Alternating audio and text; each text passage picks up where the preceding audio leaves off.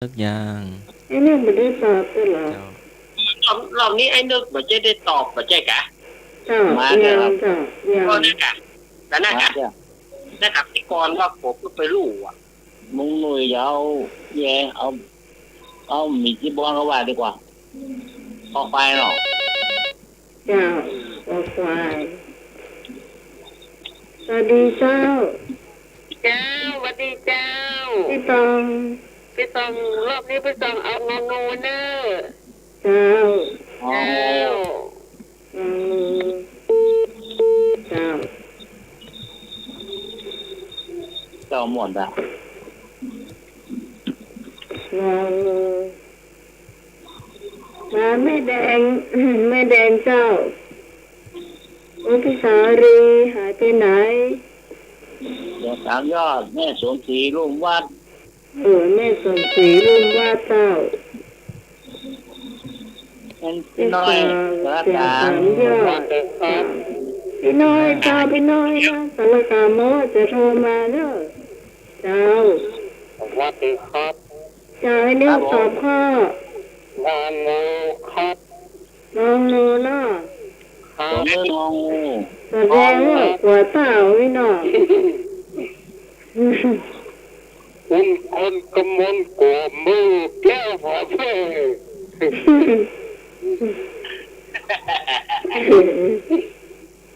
มาพอวันเล่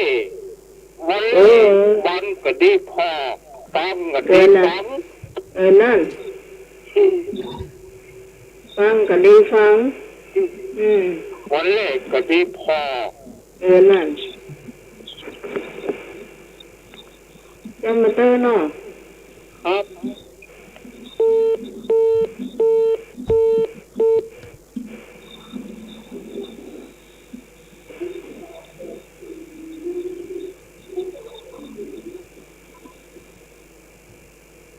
มันไม่เสียงไม่ค่อยดีนะอาจารย์เนาะสมัครครับผม เสียงรู้สึกวันนี้เสียงไม่ค่อยดีเท่าไหร่เนาะเสียงหน้าไม้หรือว่าเสียงลุงหน่วยอาจารย์เอารักหรือว่าเสียงวิทยุแหละเสียงวิทยุรู้สึกจะซาหรืออากาศเป็นกาวอากาศก็ไม่รู้นะแล้วหายไปไหนหมดล่ะเงียบปิ้งเลยไม่เหลือหายเต้ไม่ได้ตอบเพื่อก็เชิญนะเจ้า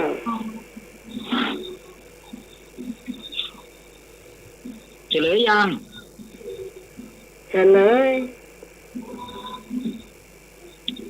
พระโสนกุติกันนะบวชเป็นสามเณรอยู่ถึง3 ปีจึงได้อุปสมบทเพราะเหตุใดขอไก่พระสงฆ์ไม่พอขอไก่มีอายุไม่ครบ20 ปีขอควายไม่มีบาทและจีวรงองูหาพระอุปชาไม่ได้คำตอบที่ถูกต้องก็คือกอไก่พระสงฆ์ไม่พอแล้วก็คนเพราะอายุท่านก็มากอยู่แล้วแหละยังไงก็ครบ20 ปีไม่มีบาทจีวรนี่เขาก็มีคนถวายบาทให้เรียบร้อยหาอุปชาไม่ได้ก็พระที่พระพุทธเจ้าอนุญาตให้ตอนที่ออกไป เผยแพร่พุทธศาสนาท่านก็ตั้งให้แล้วแต่ว่าพอดีไปเจอพระสงฆ์รูปเดียวเป็นอุปชาได้แต่บวชให้ไม่ได้ไม่มีคู่สวดเลยจะเป็นบวชเนรซะก่อนอยู่เหมือน3 ปีจึงมีคู่สวดเพราะฉะนั้นตอนนั้นสวดแบบไตรสรณคมโอเคเนาะก็ไกลเป็นคำตอบที่ถูกต้องอันนี้ปลากันเก้าเดี๋ยวนี้เก้าคนใหญ่วันไหนเอายาแผลแดงเขาเนอะต่อไปท่านสมานเจ้า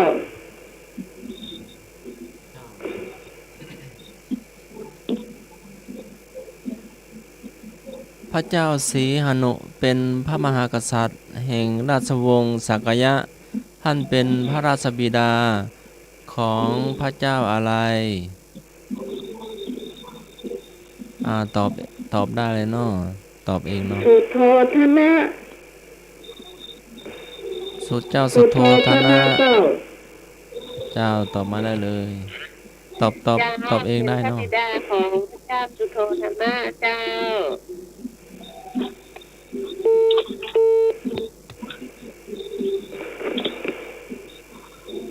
โอ้ยพอนะฮะ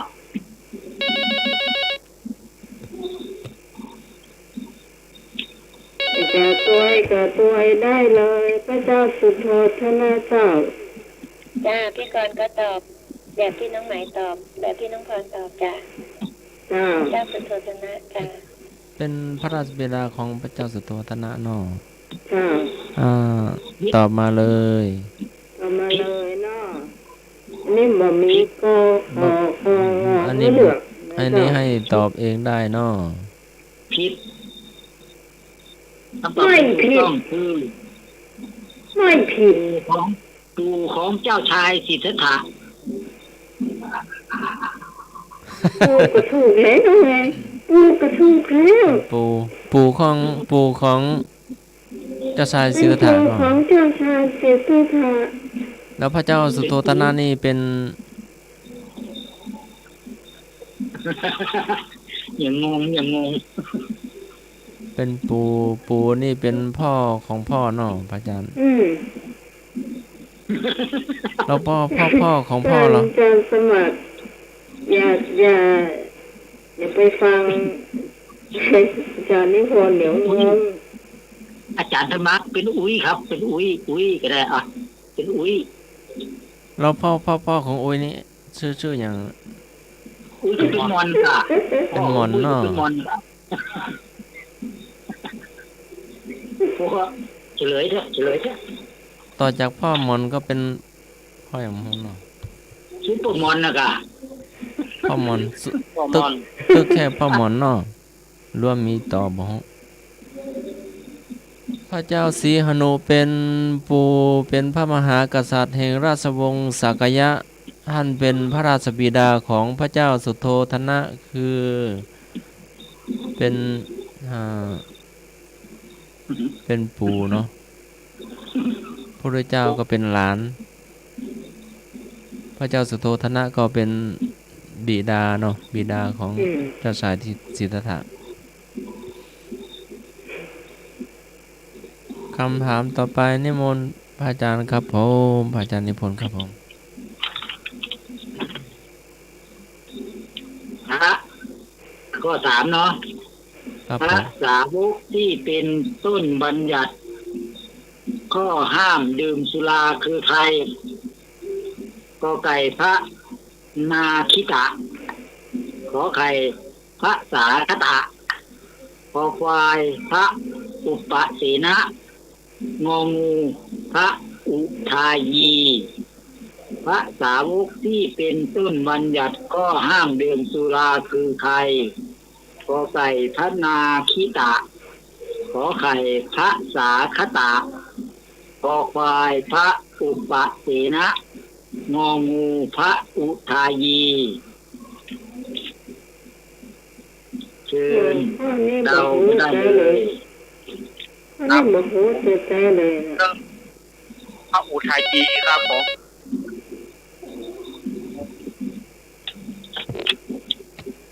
เจ้า จ้าพี่พรเจ้าข้อควายเด้อเจ้า ฟัง ต่อไปเนาะ โอ้ยมาเจ้า แล้ว อุทัยยี ฮะ อุทัยยี อุทายีหลวงตาเกต เจ้ามาตอบมาเลย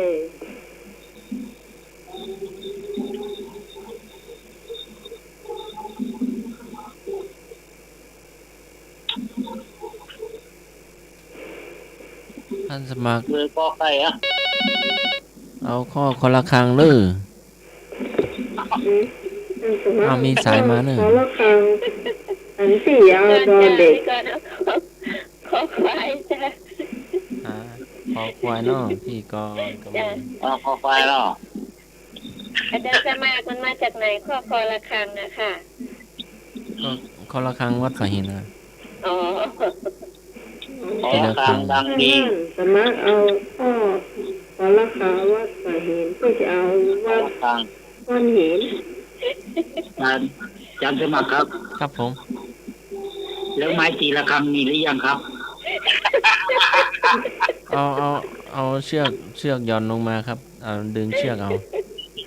แล้วจะถวายไม้ตีระฆังสักอันนะครับ มันอยู่สูงมันบันไดมันชันครับ มันกลัว แต่โด มาก ย กลัว วั มัน น นั้น ต่ บอกแล้วว่าเอาวัดหัวหินไม่ใช่ค่ะเป็นวัดสายหินเป็นวัดหัวหินนะ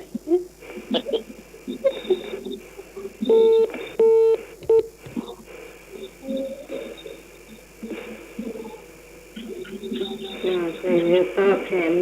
053 226 พรละห้อยอ่ะ 0589 053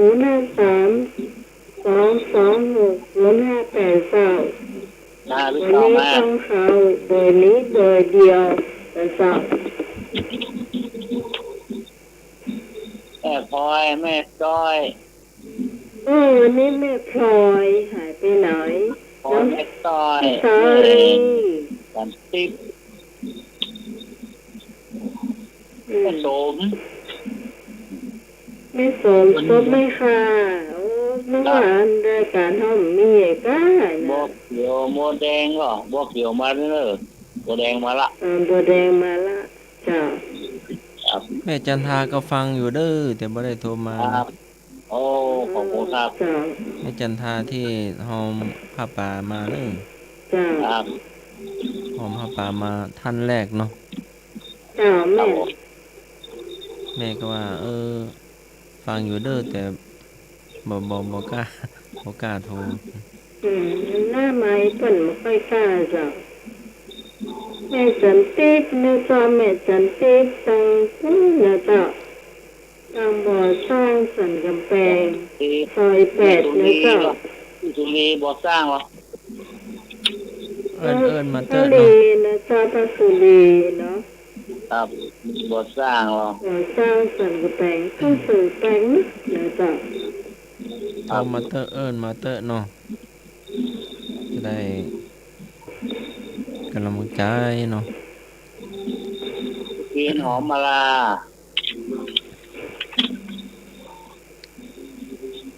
โอ้เล็กเป็น ไม่ น้อ ได้ ยตลา ว่า ดกลางวะ จะโทรเข้ามา ไม่น้อยกับไม่น้อยก็ฟังอยู่นะ ครับ นะ แม่น้อยสันกำแพงก็ เห็นทักในไลน์มาเนาะหมื่นแล้วนะเพิ่นก็ ใช่ ฟัง ใหญ่ เพิ่นก็ นั่น ฟัง มีแต่เวลาดอยสุเอ็ด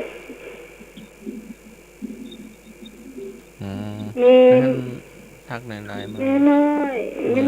อันยุพินหอมมาลาหน้าสารกลาง ก็น่าสัน ก็ กำแพ จะ ง มี เนาะ ไม่น้อยกว่าอ้ายส่วนพวงเจ้า อืม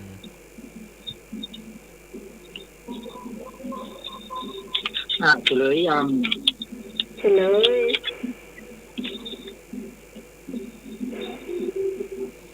พระสาวกที่เป็นต้นบัญญัติก็ห้ามดื่มสุราคือใครกอไก่พระนาคิตะขอไข่พระสาคตะขอควายพระอุปเสนะงองูพระอุทัยยีพระอุทัยยีนี่จะมีชื่อเสียงดังในเรื่องอย่างอื่นไม่เกี่ยวกับสุราเลย แต่องค์ที่เกี่ยวกับสุราก็คือ ขอไข่พระสาคตะ ไม่มีใครเอาเลย ไม่มีใครเอา ไม่มีใครถูกสักคน ภาษาคตากะครับ วันนี้จะได้กี่ข้อในโยมไหม ภาษาคตา เด็ดเวลานะ สี่ข้อ ไปทดสอบ มี ข้อเนาะ แหม1 ข้อได้ สาม อยู่ สามข้อ เจ้า ครับ ฮะ การนิมนต์พระอาจารย์นิมนต์นะครับผม ที่ข้อครับ ข้อหนึ่งเจ้า ครับการนิมนต์พระอาจารย์นะครับผม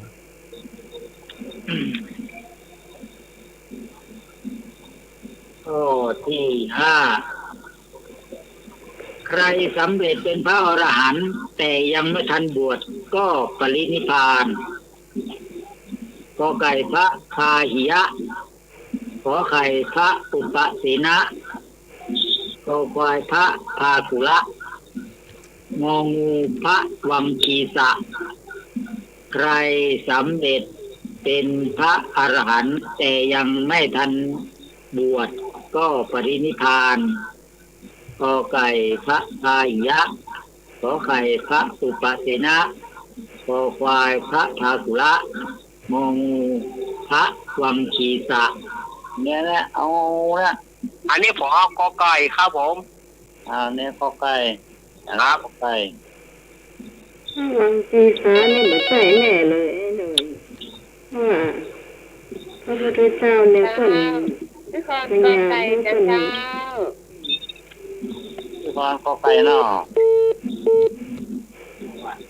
หายใจงองูนี่ผิดหนึ่งบอกก่อน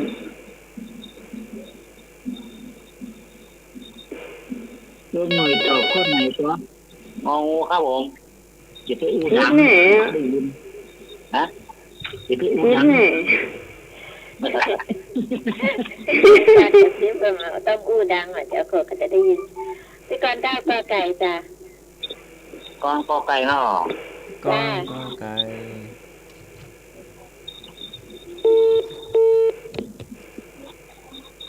เพราะว่าพระวังจีสาเนี่ยพระพุทธเจ้าเนี่ยคนมีการแก่บวชได้เจ้าเจ้าเจ้า เอา ที่ กอไก่ ที่ กอ ที่ ไก่ ต้อง ไก่ก็อ่ะ ที่ต้อง เจ้ากอไก่ก็มาเป็นเจ้า วันนี้เพื่อนที่ต้องหายไปไหน แค่อยู่ตั้งเชียงรายปุ่นอ่ะ ขนาดนะ อันนั้นจ้ะ เป็นมด เชีย เพื่อน ง ที่ รา ต้อย ง นั่นมันโทรมาหาคนสารปีอ่ะมันได้ยินมันก็โทรมาเตะ อืมเนาะ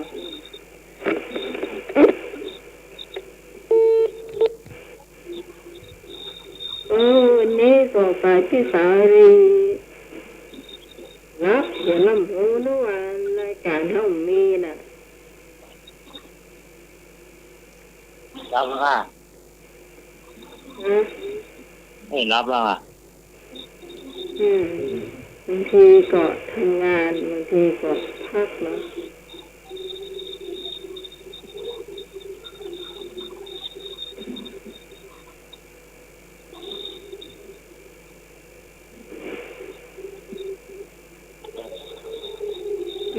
ก็คุณผู้ฟังที่จะตอบเจ้าตอบกระโทรเข้ามา หมายข้อไหนครับ ก็กอไก่เจ้า สมัครเอาข้ององัวดื้อ ถ้าถือว่าข้ององัวงองัว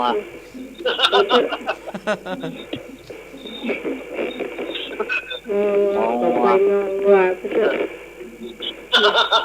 พอ มีเนอกอาจารย์นี่ฝนเนอกข้อง ขอ อ ไปกับมือเอามีก็หัวก็ห่าง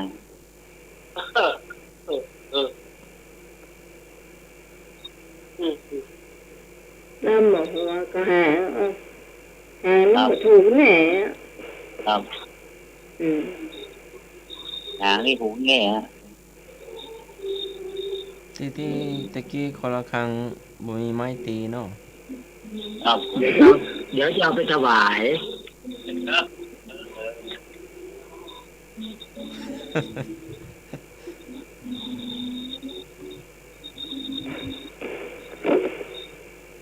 เจ้าเฉลยเนาะ อ่า สำเร็จเป็นพระอรหันต์แต่ยังไม่ทันได้บวชก็ปรินิพพานเขาบอกกันเนาะอาจารย์จำนี้นะรักต้องบอกนี่เป็นเพราะเหตุใดรู้ไหม ครับผม ก็ถูกครับเพราะว่าถูกแม่วัวขวิด งัวของไผ่ ครับวัวขวิด งัวใคร มาจากไหนไม่รู้ งัวของอาจารย์สมัครน่ะ อ่า แต่ ครับผม งง ส งัว มัง เมื่อกี้เนี่ย หัวเนาะ งัว คำตอบที่ถูกต้องคำตอบที่ถูกต้องก็สามเณรรัตน์นั่นแหละกับตัวพวกกันแหละพระพาหิยะ เพราะว่าพระพาหิยะนี่ก็เป็นพราหมณ์เนาะมาเจอพระพุทธเจ้าก็ได้ฟังพระธรรมกับพระพุทธเจ้าก็สำเร็จเป็นพระอรหันต์ก็เลยเดินไปหาของที่จะมาบวชเป็นพระนี่แหละไปเจอแม่งัวแม่งัวของอาจารย์ธรรมะที่ไปเลี้ยงไว้น่ะเดี๋ยววัดไสหินน่ะไล่ชนตายเลยนิพพานเลยจบ โอ้ยมันดีได้ดีว่าล่ะนะ ก็อาจารย์ธรรมะเลี้ยงงัวไว้ใกล้เปิ้นหรอก โอ้งัวคิดเป็นเนี่ยฮะป้านิพพาน โอเค นิพพานเลย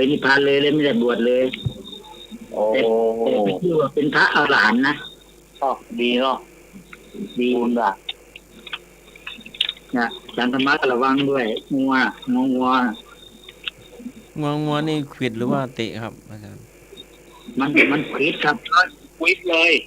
อ๋อ งัวเสียครับ ถ้าอยากคู่ก็มาดูที่วัดดอยสะเก็ดนี่ก็ได้มี3 ตัว ครับ จำ ถามหน่อยถามยามป่ะ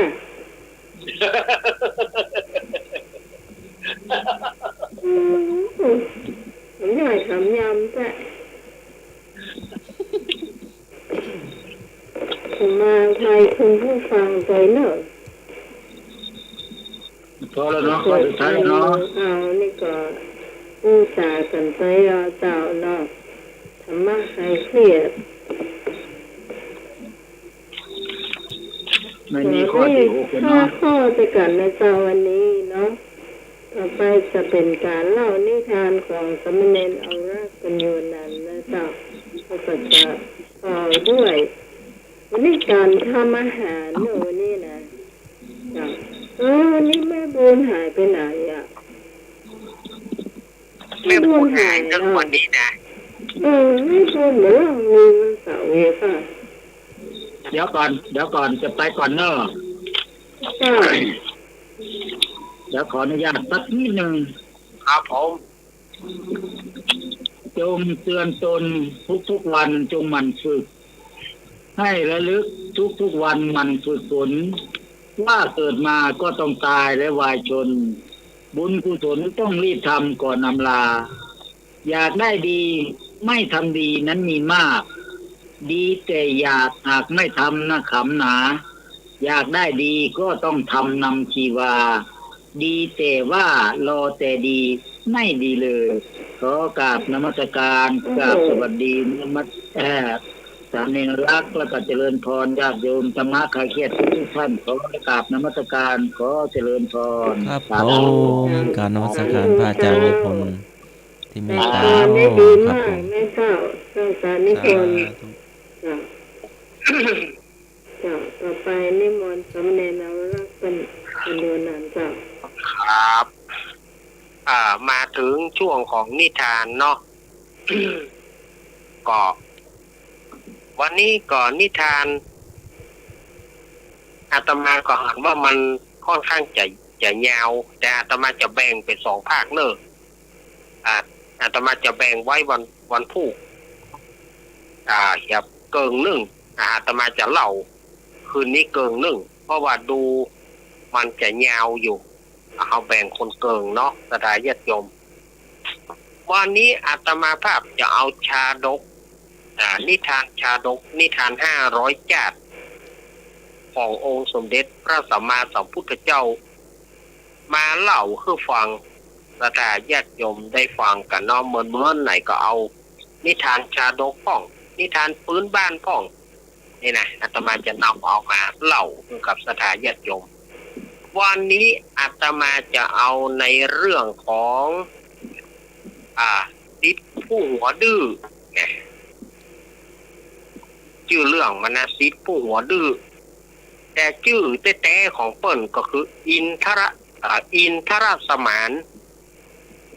อินทรสมานโคกตะชาดกนี่ถ้าเอาชื่อเต็มๆเลยอินทรสมานโคกตะชาดกชาดกเรื่องของการสมาคมกับสัตบุรุษคนว่าอีกเมื่อองค์สมเด็จพระสัมมาสัมพุทธเจ้าเปิ้นประทับอยู่ที่พระเชตวันมหาวิหารในครั้งนั้นมีภิกษุรูปหนึ่งซึ่งเป็นภิกษุที่ดื้อไปบอกฟังเอาแต่ใจตัวเก่าแม้แต่ภิกษุเหมือนเดียวกันจะตักเตือนว่าท่านอย่าหิ้วบาตรอย่างอี้นะเวลาที่ท่านบิณฑบาตท่านจะไปหิ้วขอบบาตรเนอมันบ่เปิงมันอย่างมันบ่เปิง คนเฮาจะหิ้วก็ได้เราบ่ต้องไปอุ้มมันอย่างหิ้วขอบปากมันก็ได้หิ้วขอบปากก็ได้แล้วมันนักหัวไผ่แหน่กรรมอันนี้ก็คือเจ้าทั้งหลายก็เอื้อมละอาล่ะภิกษุทั้งหลายก็เอื้อมละอาโอ้เราก็ได้แต่ท่านเวลาเดินนะท่านสำรวมหน่อยเด้อก็ไปสำรวมสำเริมอย่างเขาจะเดินเขาเป็นนิสัยของเขามาอย่างอี้ไม่เกี่ยวอย่างกับท่านล่ะนี่อย่างต้องมาว่าเอาตัวนั่นที่เจ้าตั้งหลายก็เลยอย่างเตอะก็เลยบ่ปากกันในที่สุดก็ไปทูลไปกราบทูลเพื่อองค์สมเด็จพระสัมมาสัมพุทธเจ้าเพื่อทรงทราบองค์สมเด็จพระสัมมาสัมพุทธเจ้าก็เลยเรียกประชุมครับผมครับครับผมเปิ้นก็องค์พระพุทธเจ้าของเขาเปิ้นก็เรียกประชุมสงฆ์เมื่อประชุมสงฆ์แล้วเปิ้นก็ถามว่าเขามีข้อพิพาทอย่างกันแกเราภิกษุทั้งหลายก็บอกว่ามีภิกษุรูปหนึ่งเป็นภิกษุที่หัวดื้อเอาแต่ใจตัวเก่าสมพระสัมมาสัมพุทธเจ้าของเขาเปิ้นกระถามว่าจริงหรือดูก่อนภิกษุคำที่เขาว่าเนี่ยจริงหรือก็มันก็จริงพะยะค่ะผมก็ต้องเป็นม่อมชันก็เป็นของม่อมชันอย่างเงี้ยมันจะไปนักหัวเขารู้นะทำไมอย่างอี้ก็เนอะคนเอานี่แน่เนาะองค์พระพุทธเจ้าของเราเปิ้นก็เลยบอกว่าดูก่อนภิกษุ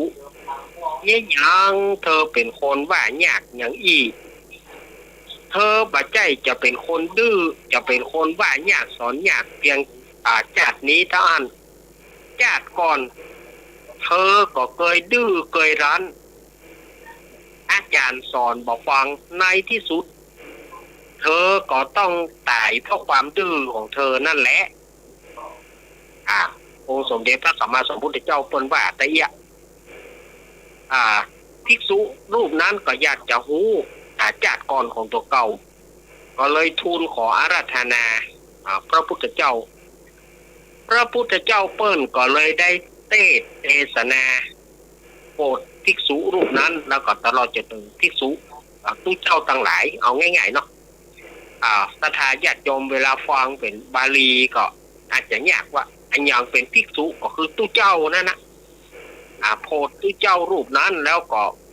โปรดตู้เจ้าหลายๆรูปในพระเชตวัน องค์สมเด็จพระสัมมาสัมพุทธเจ้าเปิ้นก็ได้เล่ามาว่า ในอดีตการนานล่วงแล้วสมัยพระเจ้าพรหมทัตเสวยราชกรุงพาราณสีมันหนีบ่พ้นนะญาติโยมพาราณสีนี่นะยามนั้นมีเศรษฐีผู้หนึ่งเศรษฐีผู้นี้มีเข้าของเงินทองถึง80 โกฏ80 โกฏคืออาตมาว่ามาหลายเตือนแล้วนะ800 ล้านเศรษฐีผู้นั้นภรรยาของเศรษฐีก็ถึงแก่กรรมไปคือเสียชีวิตไปเศรษฐีนี่ก็เลยยกทรัพย์สมบัติให้ลูกให้หลานยกให้บริวารทั้งหลายคนใจทั้งหลายแบ่งกันให้ได้เท่ากันแล้วเศรษฐีก็ออกบวชเศรษฐีออกบวชเป็นฤาษีมีบริวาร500มีฤาษีลูกศิษย์ลูกหา500เป็นบริวารอัน499 ตนนั้นน่ะฤาษี499 ตนเอาประพฤติปฏิบัติตามกรรมของอาจารย์แต่มีฤาษีตนหนึ่งฤาษีตนนี้มีชื่อว่าอินทสมานโคตระชื่อเปิ้นนะอินทสมานโคตระเป็นฤาษีที่ดื้อพอเข้าสมาคมกับเปิ้นบอกเปิ้นกล่าวหยังก็บ่ได้บ่ยอมเชื่อบ่ยอมฟังก็จนมี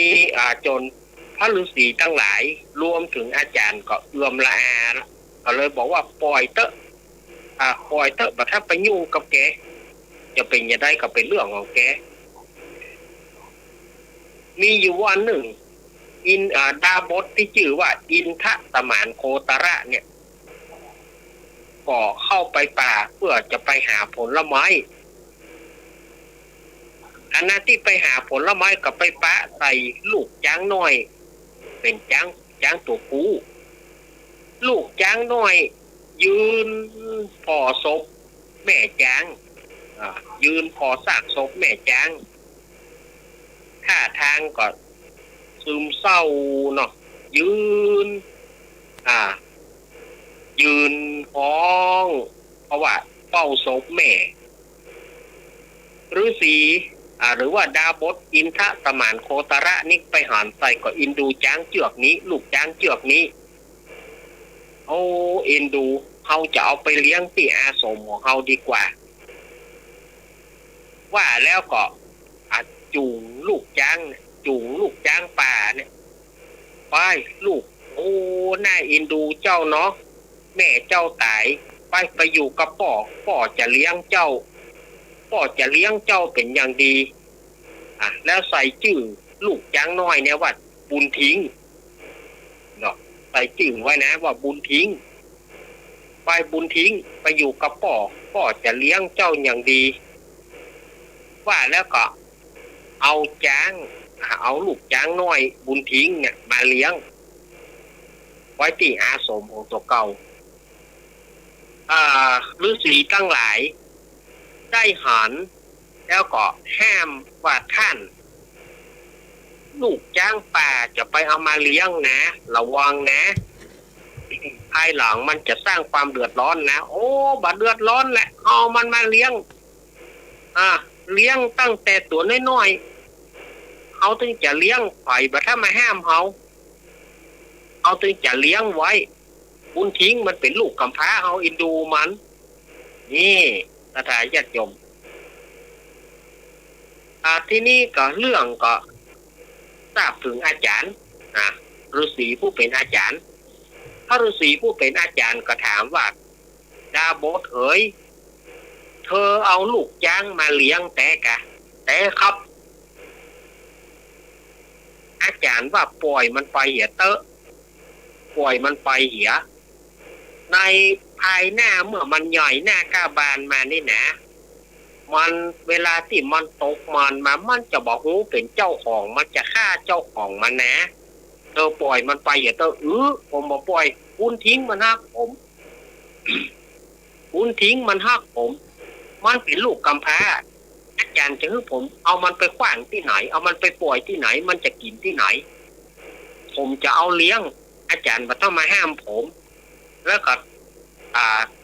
เพื่อนดาบดมาต้องมาห้ามผมจะเลี้ยงนี่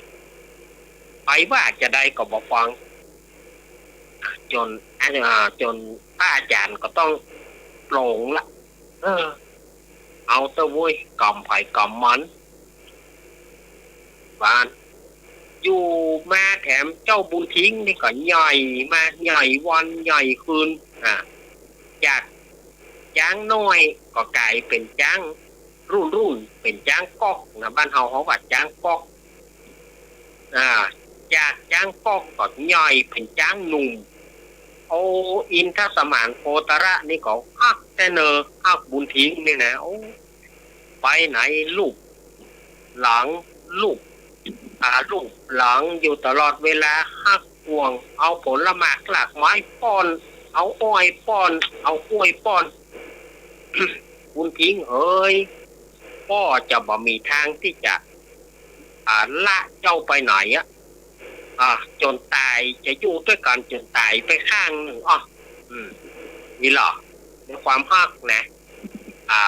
ดาบดอินทสมานโอตระเนี่ยฮักอนาดาฮักบุญทิ้งฮักจ้างบุญทิ้งพอจ้างบุญทิ้งใหญ่มาอินทสมานก็ฮักอยู่อาจารย์ก็บอกว่าดาบดเฮ้ยเธอจงเอาบุญทิ้งไปปล่อยเตอะไปหน้ามันจะฆ่าเจ้าของมันนะผมตึงบอกไปปล่อยอาจารย์บัดมาเสียเฮ้ยเนี่ยเตอะอย่างได้เนี่ยได้ผมก็จะเลี้ยงบุญทิ้งเนี่ย เอาจนตายก็ไปข้างหนึ่งถ้าผมตายก็ผมก็ยอมนี่หรออาจารย์เปิ้นหูอนาคตละว่า อินทสมานโคตระเนี่ยจะต้องตายกับจ้างเกี่ยวนี้อาจารย์พยายามอย่างได้กระตามแต่ว่าอินทสมานโคตระปะเชื่อจนมีอยู่วันหนึ่งมีอยู่ปีนั่นน่ะเป็นปีที่แล้งแล้วก็ร้อนผลไม้รากไม้บ่พอกินฤาษีตั้งหลายก็ปากันไปหาผลไม้ที่ป่าแห่งฝั่งหนึ่งโดยมีอินทสมานโคตระนี่ก็ไปตัวเมื่อไปตัวก็ห่วงบุญทิ้งแต่เนอก็ตั้งนักตั้งหนาบุญทิ้งก็ไปหาผลไม้มาให้เจ้าก่อนนะอยู่ที่นี่มันมีกินก็จะไปหาผลไม้เอามาให้เจ้าจนเต็มที่เลยเจ้ารอป่อเนอะ3 วันบุญทิ้งป่อปิกมาแน่รอ3 วันด้านนะแล้วอินทสมานโคตระก็ไปตัวฤาษี499 ตนนั้นเรื่องราวจะเป็นอย่างไรนั้นติดตามคืนพรุ่งนี้เนาะถ้าจะจงว่าอินทสมานโคตระจะได้ผลไม้มาแล้วเอามาให้จ้างกิน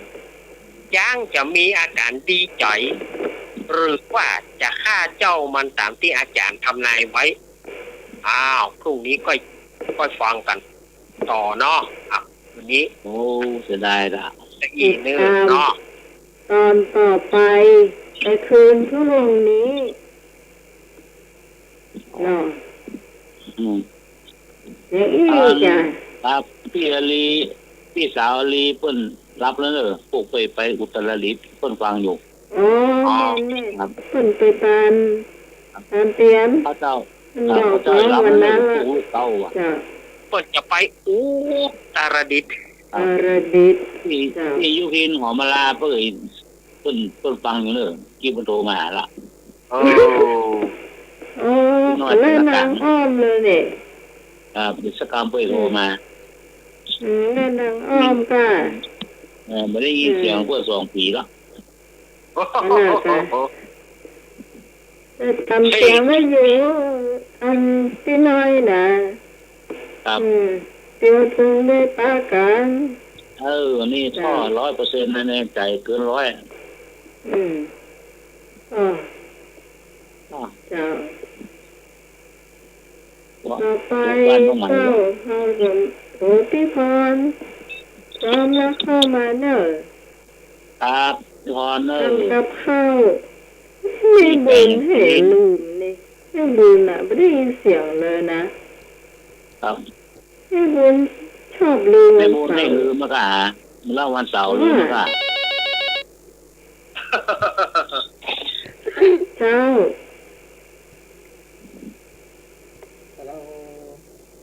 เจ้า ฮัลโหล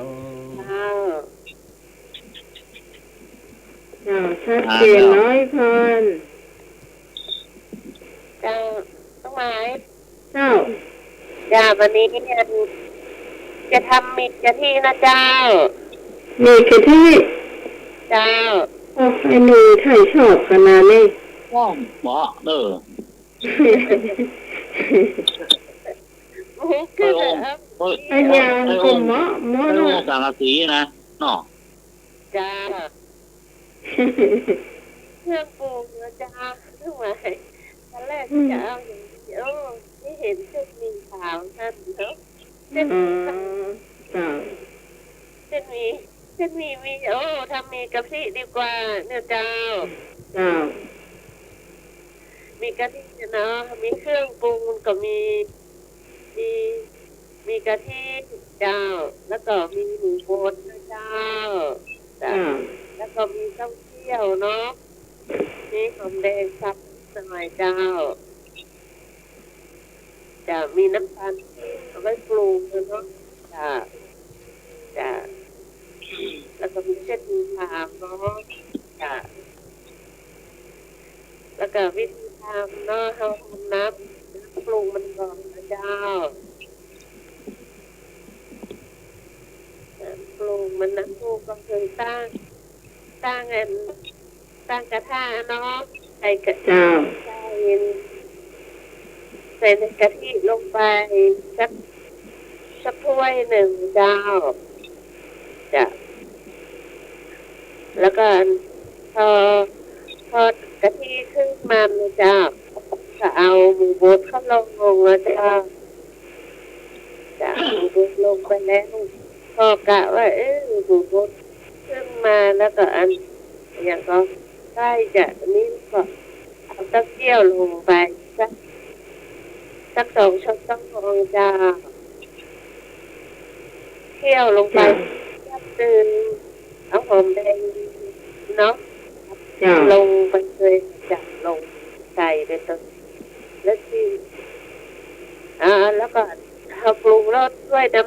น้ำตาลที่สัก1 ช้อนโต๊ะนะจ้า1 ช้อนโต๊ะพอที่จะตักคนเข้าไปน้ำตาลละลายแล้วก็ชิมเข้าหน่อยนะเจ้าชิมรสแล้วก็ถ้ามันจืดไปตามปกติถ้าเที่ยวมันจะเค็มดูเนาะ เจ้า จ้ะแล้วก็พอดีพอถ้ามันจืดมันก็จะเกลือนิดหน่อยจะรสมันจะดีขึ้นนะเจ้าจะแล้วก็เอาถ้าก็ปิดไฟแล้วปรุงรสทุกเสร็จแล้วก็ปิดไฟนะจ๊ะแล้วก็ทำมาจัดกับเส้นหมี่เนาะเส้นหมี่แช่น้ำให้มันนิ่มสักหน่อยหนึ่งนะจ๊ะให้มันนิ่มแล้วก็ตั้งหม้อเนาะตั้งหม้อเติมน้ำแล้วลวกเส้นหมี่เอาเส้นหมี่ลวกเข้าไปแล้วก็เส้นหมี่นิ่มขับตักขึ้นมาก็จะเด็ดน้ำเนาะ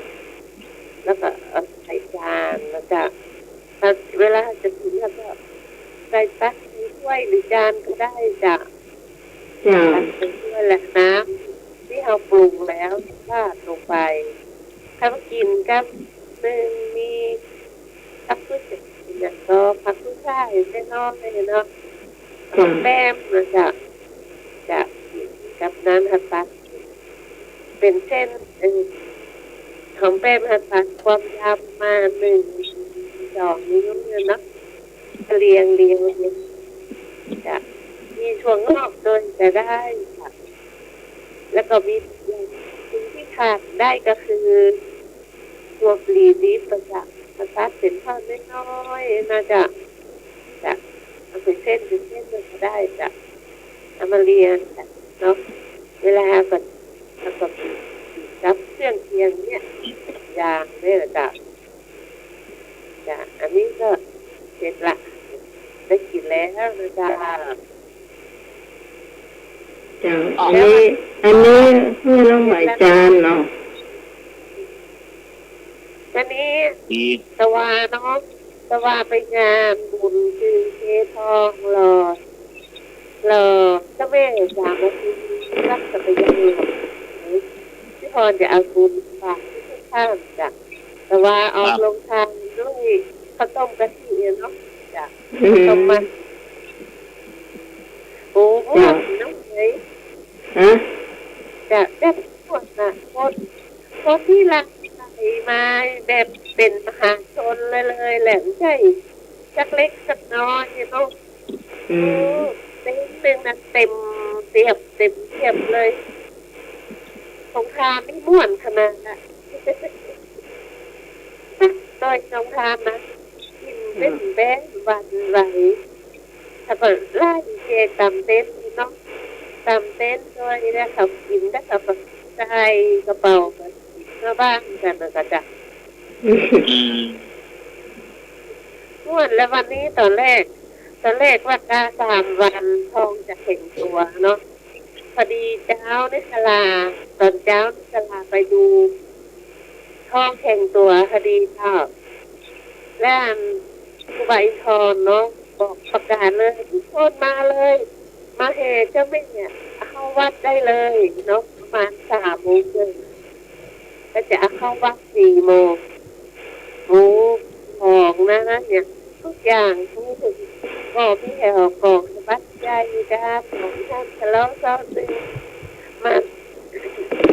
แล้วถวายเจ้าแม่เลยเดียมาเข้าวัดกันกว่าจะเสร็จได้ก็ประมาณเกือบ5 โมงกระเจ้า17 นาฬิกาม่วนจะเอาบุญมาฝากท่านโดย เรียนดูตรงม่วนต่อลูกค่ะ จะมันแล้วไปบุญไปทำได้เสียล่างต้องมานี้ ว่าไม่บุญใส่มือวันเสาร์ จะถ้าไปบุญทำอยู่ก็เข้ามาทำกับข้าวตรงนี้นะเจ้า จ้า เจ้าขอบคุณเจ้าสวัสดี เจ้า เจ้า ขอบคุณที่พรเหมือนกันเจ้า ทั้งหลายกระเทียมที่เราจะมาเล่าเชียร์นะสักเรื่อง ครับ อ๋ เจ้า อได้จ้าได้ ครับ เจ้า แม่บุญครับแม่บุญ แม่บุญกับกล้วย แม่บุญกาบกล้วยว้าวมาดูมาดู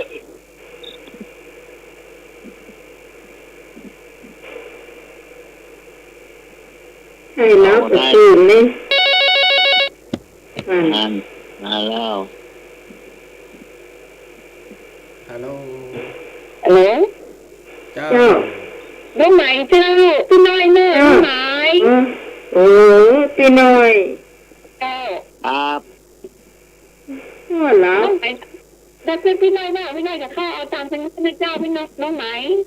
ไม่ได้ เนี่ยเหมือนว่าขึ้นแบบน้องอ้อยยังบอกว่าเดี๋ยวจะโทรไปแม่แล้วเอวแล้วแม่ตัวก็ เรื่องการเดี๋ยวก็โทรมาก่อนเถอะน้องใจเย็น ใจเย็นเนาะ แม่น้อย เจ้า แม่ ใจ น้อย เย็น แต่มาที่คือนั้นมาสการนะตัวของคืออมหน้าตูดเจ้า เจ้า สวัสดีเจ้าน้องไหม เจ้า เป็น ข หั อ ว บ หน้า คุณ หนู เจ้า สวัสดีเจ้า เย็น ครับขอบคุณครับ แม่น้อยหรือว่าแม่ดอกตะล่อม ไม่น้อย พี่น้อย ว่าจะละกัน แม่น้อย สา สาร ร กลาง กลางก็ปีแล้วปีใดอ่ะอากันที่บ้านปีเนี่ย ผีซื้อ ม เจ็บปีแล้วเขาซัดเวียงเนาะ ครับ ปีก่อนนั่นล่ะ ครับ อืม ก็เพิ่น ปีก่อน ก็ นั่น บุก ล่ะ บ้านหรอบุกบ้านต้องหมายจีบอ่ะ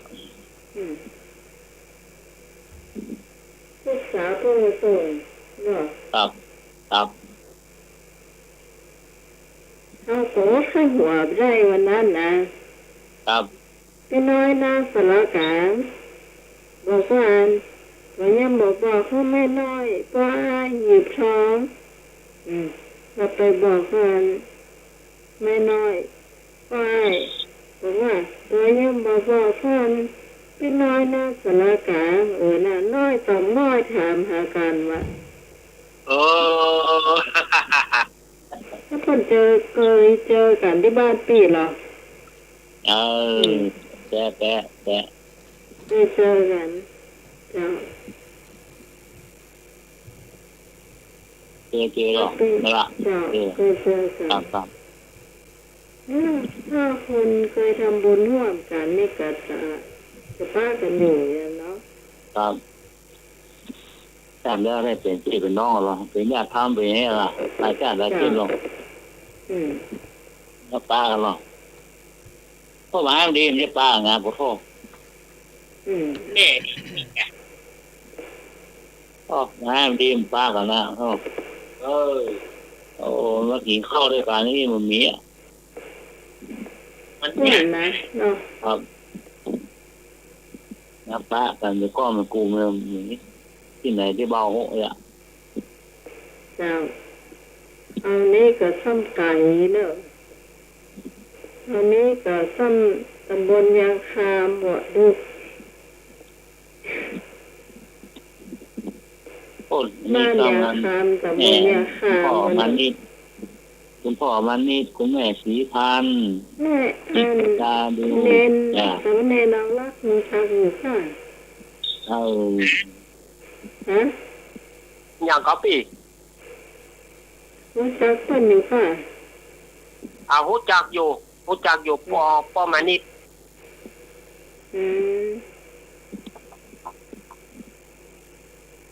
ปีนี้เพิ่นจะมาเป็นประธานให้ โอ้โทโอ้ดีกะ เจ้าก ำเลี้ยวแหละ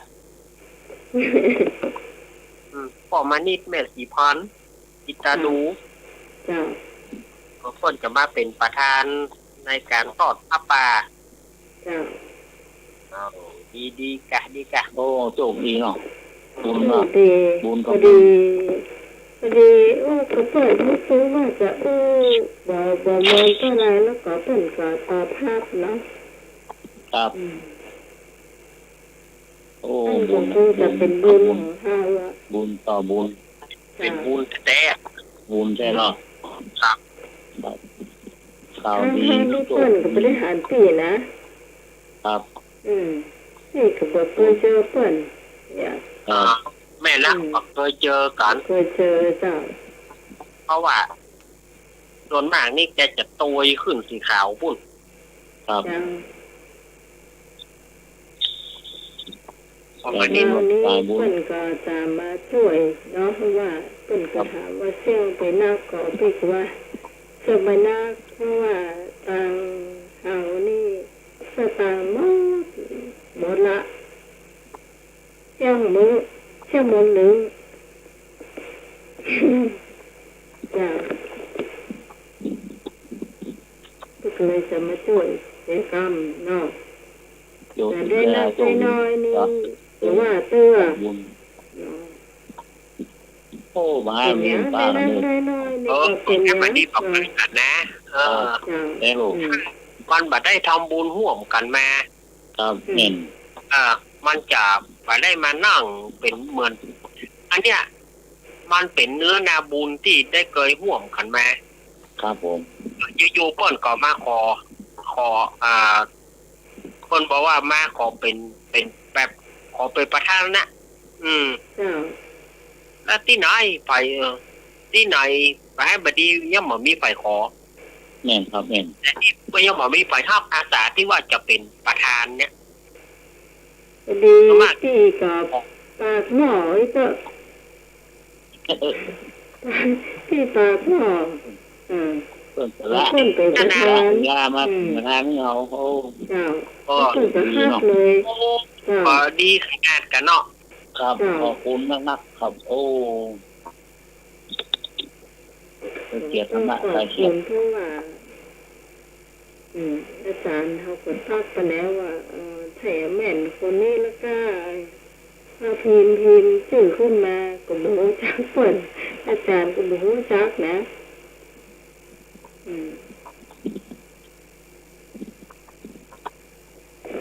จะต่อไปเป็นอะไรเล่าเจี้ยอะไรกัน พี่พรมาเล่าเกี้ย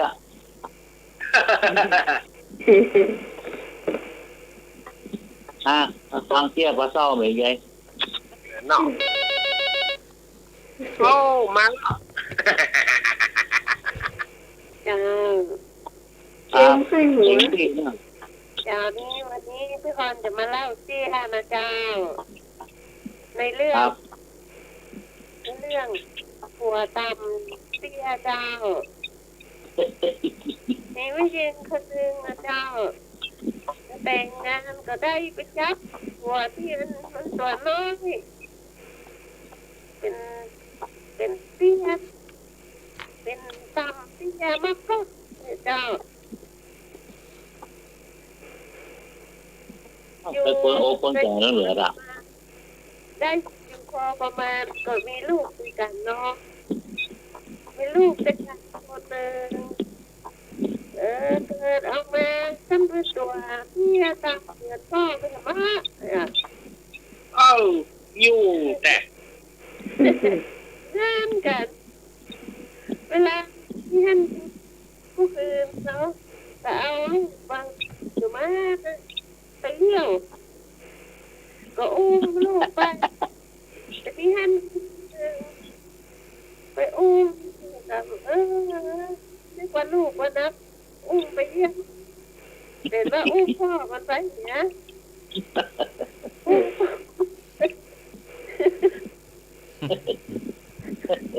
ุ้มพ่อไปแล้วพ่อมันไปเยี่ยวว่าผู้ไหนเที่ยวจะเสื่อเนี่ยอย่างเที่ยวสักเดียวเราลูกไปลูกมาเป็นลูกที่หน้าบ้านนวดพระเขาเป็นว่าอุ้มพ่อมาเห็นใช่ลูกอุ้มลูกสักคำเลยทับเข้าไปน่ะบ่อยอุ้มที่กันหัวมันก็ว่าอุ้มกันมาแล้วนี่ก็อุ้มกันที่ไหนเนี่ยที่แค่นี้ก็ยกลงซะอีกเอ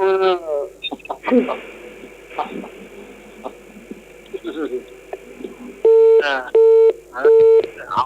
ไปเหี่ยวอย่าเหี่ยวอะไรน้อยอีกอย่าได้ก็ได้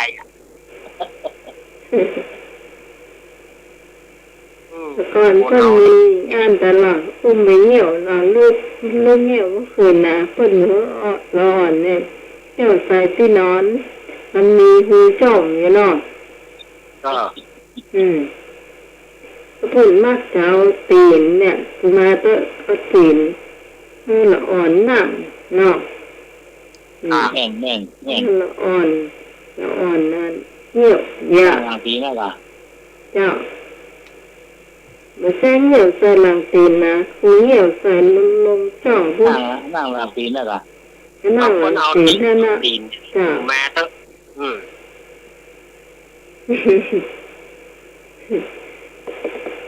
เกิดเป็นอย่างอันแต่ไหนครับ ถ้าท่านสมัครมีเจ้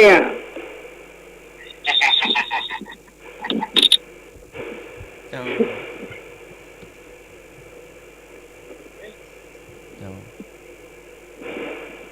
ว่าไปเลยห้องทรงยังมาสะอาดเจ้าอโมทนาเนื้อโยม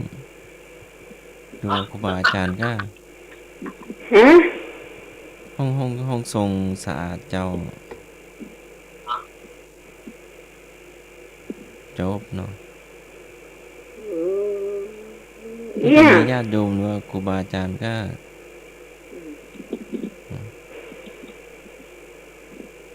จบไปหนึ่งเรื่อง ก็มองแล้วบ่หัน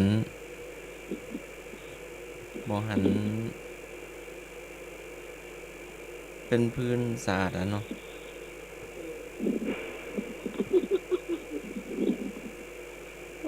มีเชื่อท่านสมัครกันตรงนั้นตรงที่หนานทว่าทว่าล้อ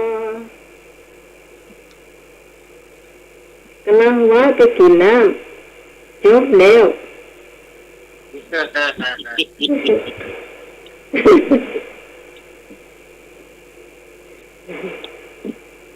าก้อมเนาะ ก็จะมีโยมก็เนาะมาดูแลห้องสงฆ์ดูแลพื้นมาดูแลน้ำปานะเนาะ ดีแล้ว แล้วก็ตรงเครื่องปรับนี่ก็อันใหม่ก็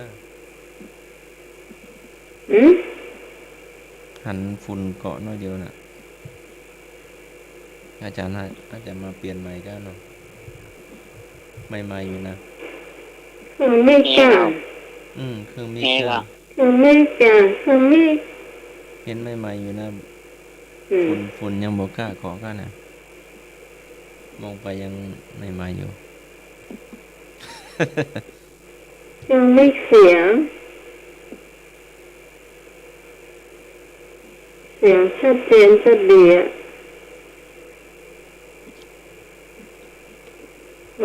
ไว้หนูมีก็เที่ย อันนี้มีครับแก้วรูปของเลยเหรอ เนี่ยเปิ่นไปกองเบสกันเปิ่นเขาเองล่อปลามันมาอยู่บ้านเปิ่นใหม่นี่ก็เที่ยเมื่อแล้วเนาะรูปของเราน่ะแล้วก็เปิ่นเราเที่ยเมื่อแล้วนี่อยู่บ้านเปิ่นมันเหมือนเปิ่นนอนอย่างใส่ยิ่งแร่ได้นะสมาเด้อเนอะ กองเวทได้ปักมันจะหันได้มันเดี๋ยวเหนือเปิ่นอยู่บ้านเปิ่นรัวปักมาคืนหนึ่งอันนี้เอาเขียดได้เขียดตัวเลยนะเขียดเส้นยาวนะไปถูกเดียวไปเขียดมันเต็มดิดนั่นดิดนี่ เอ้ย เก็บตัวโต เด็กโตได้ปลาโตเว้ย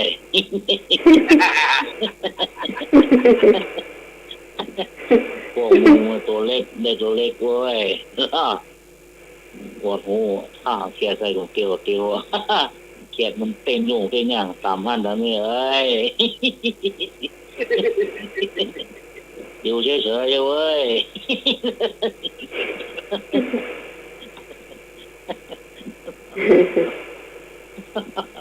เกียวเขียดมันบิดลงเกียวนะเดี๋ยวไปถึงกองเบสเขากองเรียงมันแหลบตัวโตได้ปลาโตเว้ยเราเอาเขียดใส่กองเบสเขียดมันปักเรียบร้อยไปใช้มันพอแล้วแมงนะว่าแมงมันกวนน้ำเนาะย่างเงี้ยงสาวเก็บบอกขึ้นอยู่บนไปเบสกองตะป๊อก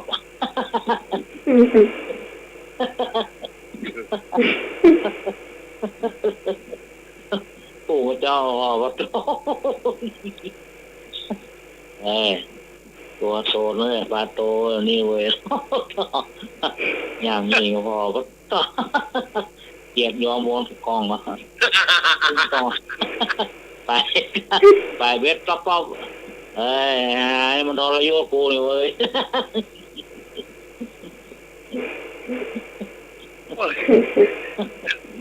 มันเอาเขียดน้อยมันเล่นเอาเขียดตะปาบ เม่นนะ เอาเขียดตะปาบเริ่มกล่อมปล่อยเงี้ยบอกกล่อมลงก่อนเนาะ ตีนมันยาวเนาะอาจารย์เนาะ เออย างเงี้ยขึ้นบนเกาะไปเชือกบองตะปอบอ่ะ เกียรตะป้าบที่นี่มันบัดถามเมื่อก่อนหรอก มันหัวล้วงแม่ล่ะ มันอวด หัว หู ล้วงแม่ล่ะ หัวใหญ่ก็ได้เขียดกันได้ปลาตัวใหญ่กันเนาะ อืม มันเอาไปกองเบสก็เอาเขียดน้อยก็หรอก มันเหมือนมั่มไปอยู่มั่มบอกพ่อเปิ้ลนะไม่จะมามือเปิ้ลนะล่ะ ให้เข้าใจว่าเขียดน้อยมันก็ต้องได้ปลาน้อยเนาะเลย มันได้สักตัว เอาเขียดตะป้าบประกอบเข้ากับย่อมประกอบก่อนน่าคิดแย่เนาะ ครับใหญ่อ่ะโอ้ตามาไม่รู้ว่า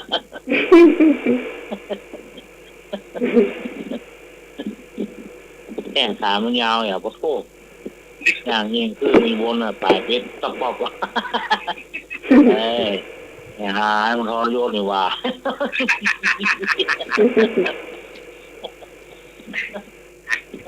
ทรยศ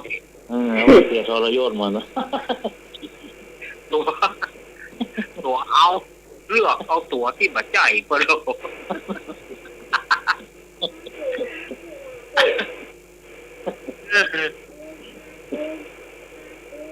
ตุ้งร้องอู้หมดนะชอบ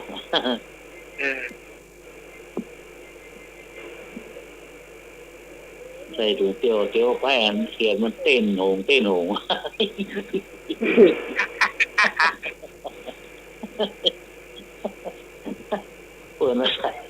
ปิดใส่ข้องใส่หมดใส่มาใส่ถุงเตียว ขามันยาวอย่างมันหยาบนี่ มันเต้น เต้นตัวหยาบโอ้ยมันไม่เต้นได้หรอกหยาบตัว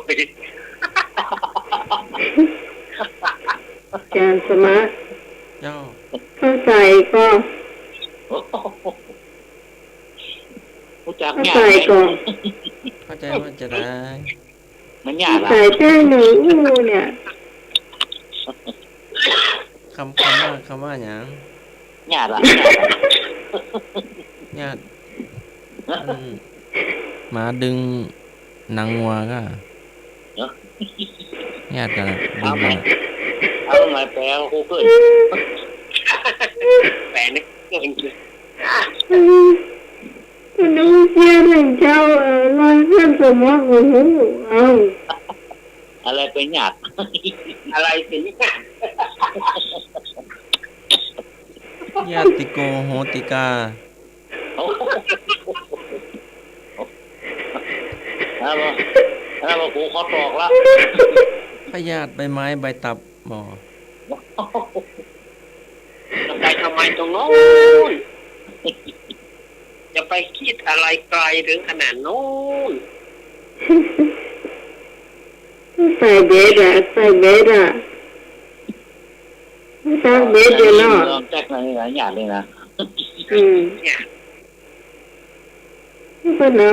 อันบ้านเขาเนี่ยเป็นเอาเขียดตัวน้อยๆใส่เนาะคนนั่นมาคนต่างถิ่นมาแล้วเป็นคนไทย ครับ ยังหัวทุ่มมันสวนถามเปิ่นมันเอาเขียดตัวใหญ่เขียดตะปากก็ไปใส่จับโตๆได้ปลาโตๆน่ะ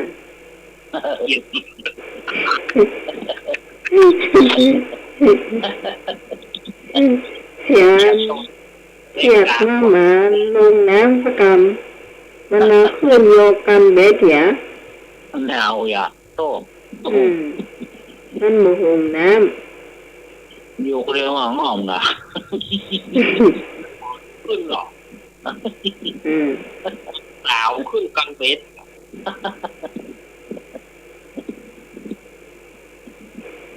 เข้าใจล่ะ ไปยี่พ่ออ้วมปลายเบ็ดตะโพกอะเอ้ยอันนี้มันเอาโยกดีว่า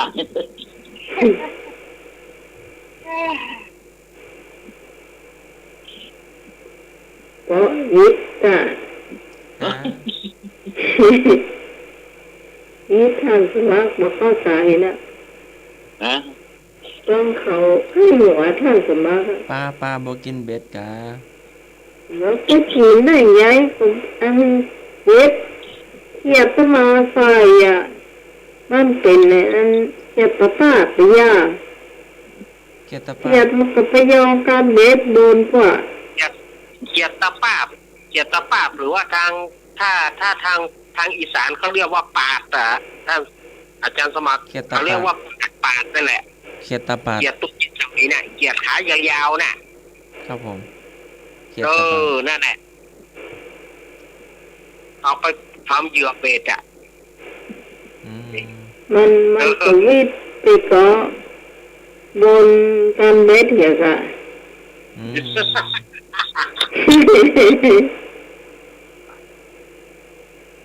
อืม ก็ห้องเบ็ดกล่องอะไรเป็นเบ็ดกล่อง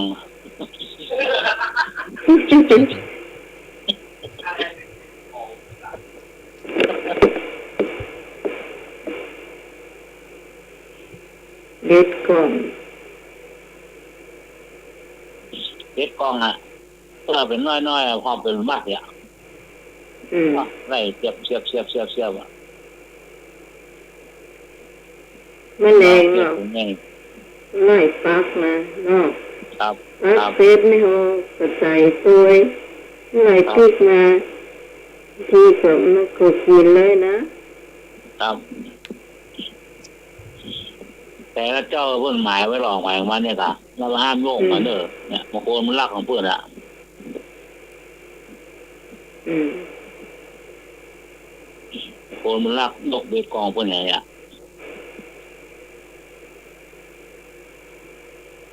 คนก้อนพวกมันเนี่ยหรอกเนี่ยไปของมันหรอกเพื่อนจำไว้ของมันหรอก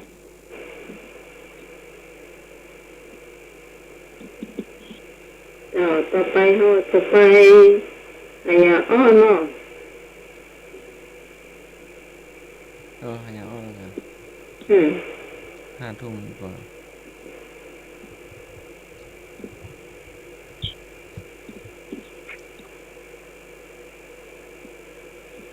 ไม่แดงดอกกระล่อมครับมาเลยอย่างอ้อพี่พรไม่ก่อยอย่าง ข้าว อ้อ ขาใบวาเดียว ต้นกล้วย ถูกต้อง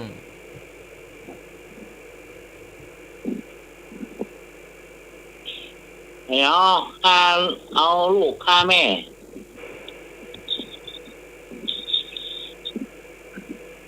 เอาลูกฆ่าแม่ ครับ มันตอบเป็นสองในนะครับ อย่าว่าลานก็ได้ ต้นอาจจะว่าหน่วยลานก็ได้อย่าว่า ครับ หน่วยกล้วยก็ได้ ครับถูกต้อง ข้าวเหมือนป่าเอ สองในหรอก ครับ อืม ลูกลานลา ลู น กหลา เนี่ น ย มาก่อน เอา ขายเนาะ ถ้า ลูกกับ มันหน่วย ข้าม หน่วยออกแล้วแน่มากระต่ายนะหน่วยลา อื น ม เออ อ๋อ ถ้ามันออกหน่วยครั้ง มา นี้ ถ้า นะ มาถ้าใครกินมันก็จะได้กินเนาะ น้อยบาลานนี่แกนรุ่นได้น้อยอาจารย์เนาะ เมื่อก่อนนมมันก็ขนาดหน่วยตานที่เปิ้นเอาทำลูกชิดนะ อ๋อ เปิ้นเอาแป้งลูกชิดที่เปิ้นเอา ที่นายขาวๆนะอาจารย์เนาะ นะหน่วยลานนะมันก็มีเป็ดแนงคะแนงกัน ถ้าว่ามันออกปุ๊บมันก็ตาย นกกระบอกมันบอกว่าดีเนาะ ที่ลานมันนี่ใบมันเปิ้นก็เอาใจสมัยแต่ก่อนเปิ้นแป้งเนหรอเอาแป้งลิ้นเน ครับ เจ้า หลุดไป มาใหม่เนอะเจ้า ทำไม เป็น ไม่ ไอ้เลิก ทำไม นะ ไม่ มาใหม่เข้ามาใหม่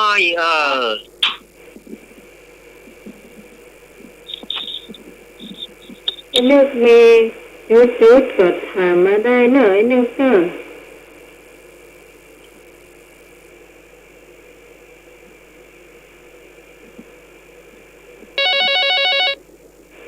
มาแล้ว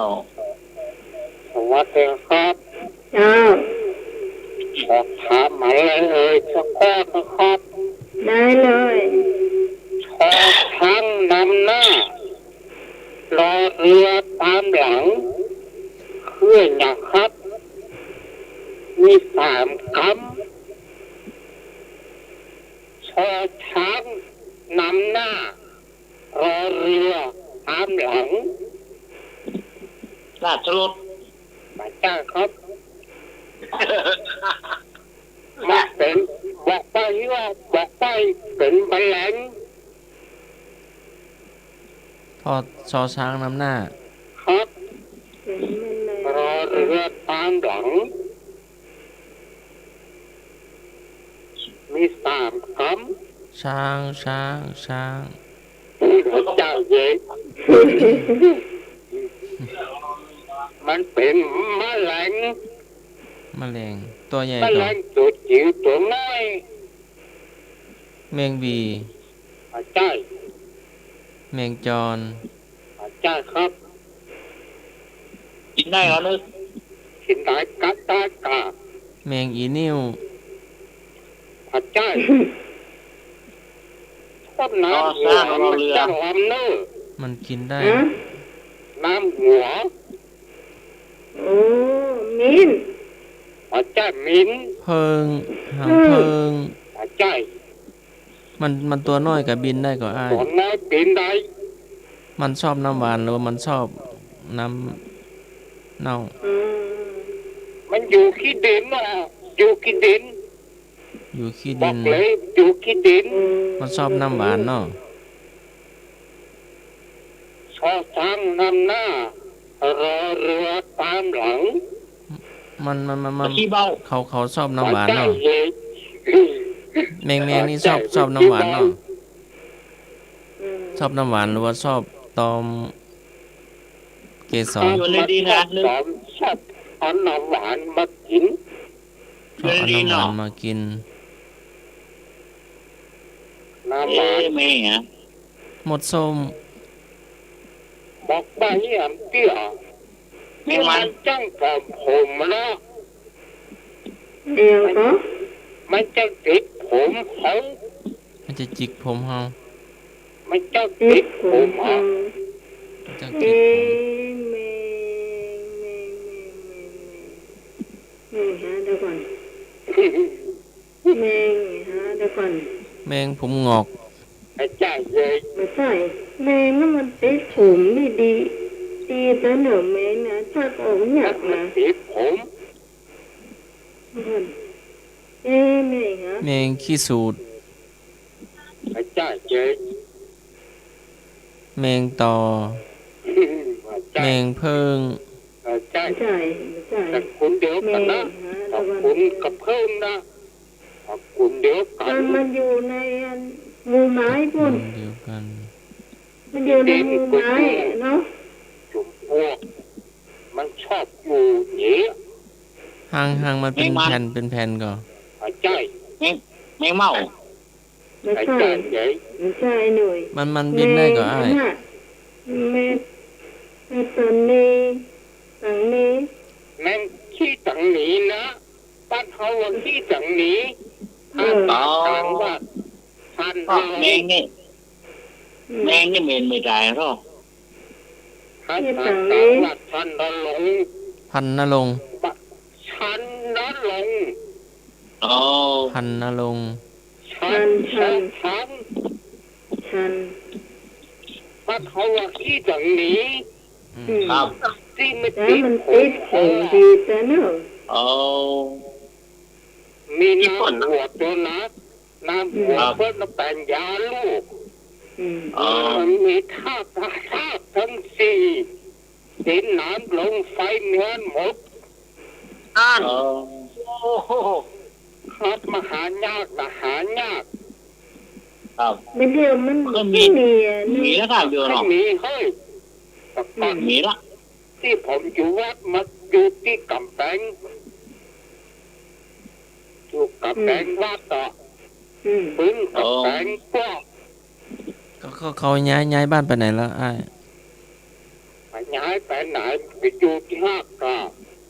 เอายาไปฉีดเพื่อล่อ ว่าจะไปฉีดเยอะไหนปล่อยเพิ่นอยู่ห้ากา ก็น่ากะขอยาไปฉีดเอาอย่างไปฆ่าคนเดี๋ยวนี้ทีละเนี่ยประเดี๋ยวนี้ ไปเที่ยวบ่หันไปละหันนะเฮ้ย เปิ้นร้องไห้ก็อ้าย นี่สูญพันธุ์ไปละเนาะหันมาหันหลายเยอะครับ เปิ้นย้ายบ้านกะหรือว่าเพิ่น อัน เพิ่น ต้องมี ว่าย้ายมาย้ายหมวนเด้อ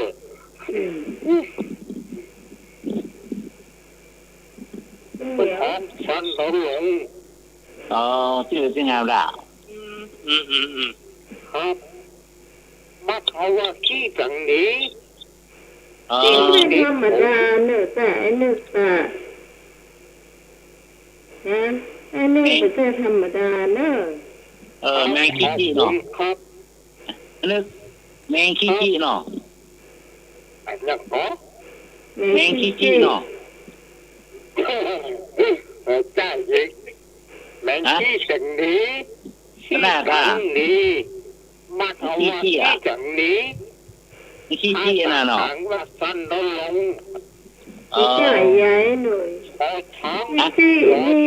ฮิตินี่ถ้าภาษาธรรมเพิ่นว่าตระนี ตอนนี้ขี้เหนียวนะกะ อะไรอย่าง อีกกันนะครับ เจ้า ครับ ครับสวัสดีครับครับ จะไปฟังสวัสดีเตื้อมาจุ๊บ เนี่ยพอ เตื้ มา อ แล้วเมื่อ อีกกันเนาะ ครับ ตอบกันตัวอย่างกันตัวว่าแมงขี้จิแมงขี้ตานีอ่ะ คนละอย่าง อ๋อ ส่วนเอาหางมันเอา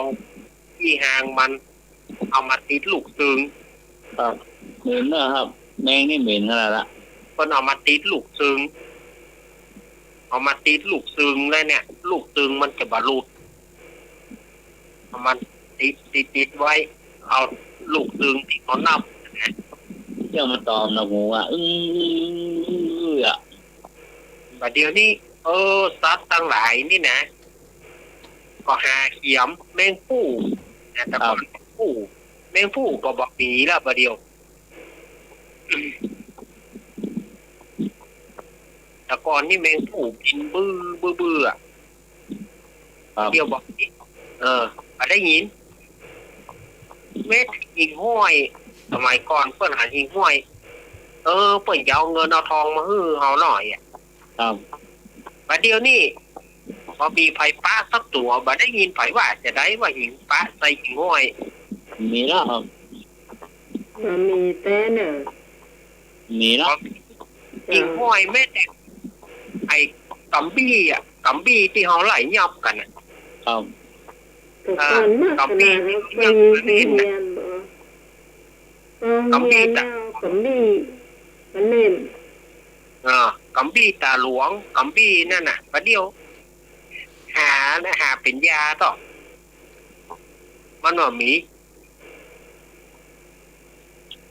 แม้แต่กวางก็จะแม้แต่กวางเนี่ยก็จะสูญพันธุ์แล้วเหมือนกัน มีแล้วครับกวางเนี่ย มีอันตัวมัน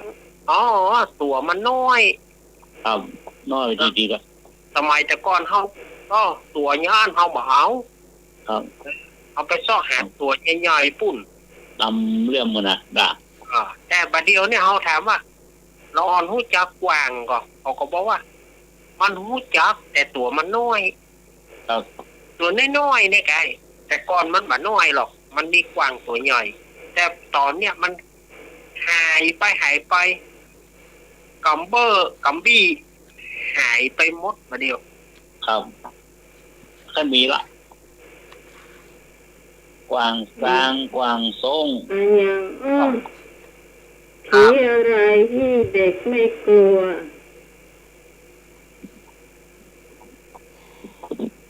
ผีอะไรที่เด็กไม่กลัว ทีตาโขน ท ใช่ ผีละ ผีอะไรที่เด็กไม่กลัว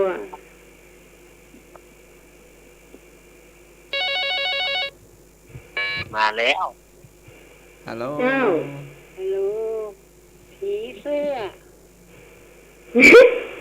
แม่นก็ เห็นแล้ว เจ้า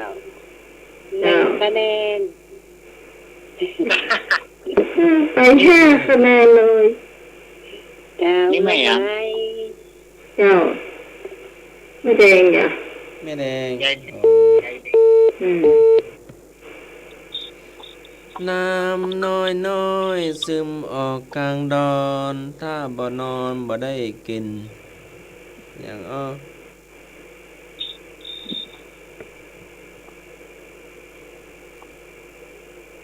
อย่างน้ำน้อยน้อยซึมออกกลางดอน ถ้าบ่นอนบ่ได้กิน เปล่า อย่าง น้ำนม ครับผมละอ่อนดื่มนม เออ ละ ไม่นอนไม่ น้อยดื่ม ปี แม่ อะไรที่เด็กชอบ ฮะ ปีอะไรที่เด็กชอบ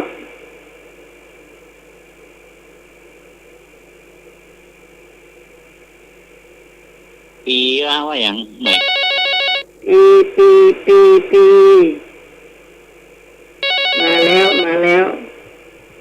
คนนี้ตอบได้แน่สวัสดีเจ้า เจ้าลงไหมไอ้หยัง เจ้า ปีกับบปี ปี ปีโป้ ถูกต้อง จ้า ปีโป้ แม่แดง ปีโป้ปีโป้ อย่างทำน้อยดูกห้อยตึงบนตึงลุ่มอย่างทำน้อยน้อยดูกห้อยตึงบนตึงลุ่ม เที่ยว ฮัลโหล ลงไหม เจ้า เที่ยวตึงลีนนอกแม่งก็ ยังไม่จะตอบว่าเที่ยวนะ จ้า เจ้า มันดูกอยู่ตรงไหนแม่ดูก ดูไปเที่ยวเนาะ เป็นดูกอะ เอาเขาเอิ้นว่ากระดูกอ่ะ อืม อ๋อบ่เอิ้นว่าเขี้ยวก็ได้เนาะ อืม เออ เอิ้นว่าดูก มันแข็งลูก ดึกมันห้อยตองแต่งเนาะห้อยเรียงกันเนาะ อื เอ ม อนั่นเนาะ อะไรอย่างฟันบ่เข้า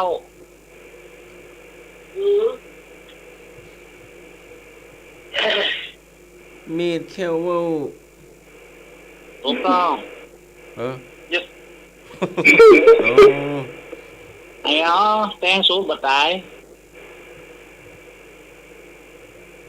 แห่งสุดบ่ตายพระยาพิชัยดาบหัก ใช่ แตงฟูดบาตายฟูดนะกะ ถูกต้อง นี่แตงฟูดอ่ะ มีบขี้เมียง ถูกต้อง แพงสุดบ่ตายเป็นจะได้อะแพงสุด แตงฟูดกับมุ้งไง เอามีดมาแทง ฟูดกับมุ้งแตงฟูดแล้วมันจะไปตายได้ยังไง คนไม่ตายแต่มุ้งทะลุ เออ มุ้งทะลุ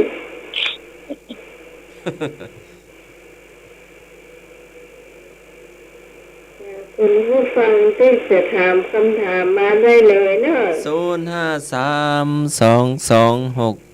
058 ไม่แดงถามไปกระถามว่าเนอะ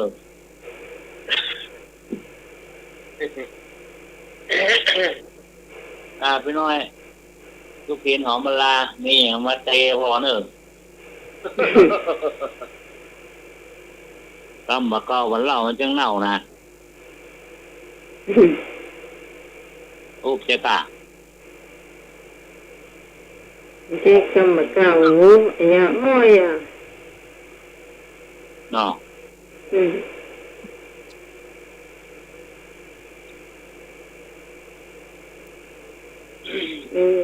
ทาน อย่าง ได้ อ้อ เลย สองเท้ายันมือยันอะไรอย่างอ้อสองเท้ายันมือยัน สอง สอง เท้า เท้า ยั มือน ยันเท้ายัน สองเท้ายันมือยันมันเป็นของใจกะ เจ้าเป็นของมีคมอะ ฝนมีด เจ้าลุงหนุ่ยฝนมีดเจ้า ฝนมีดอะ โอนมีด เจ้า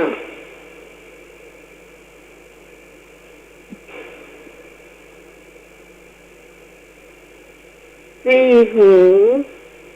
ปันตาสี่ขาสองก้องสี่หูปันตาสี่ขาสองก้องเจ้า จำโย อะไรอย่าง จำป่านั่นก็ จ เจ้า ำถูกต้องไม่ได้จริงหรอก ครับ นี่ เก่งซะเก่งซะ เออ ค่ำมาแล้วออกล่าดงดอนเดิกมาอ่อนจอนนอนหลับเข้ามุ้ง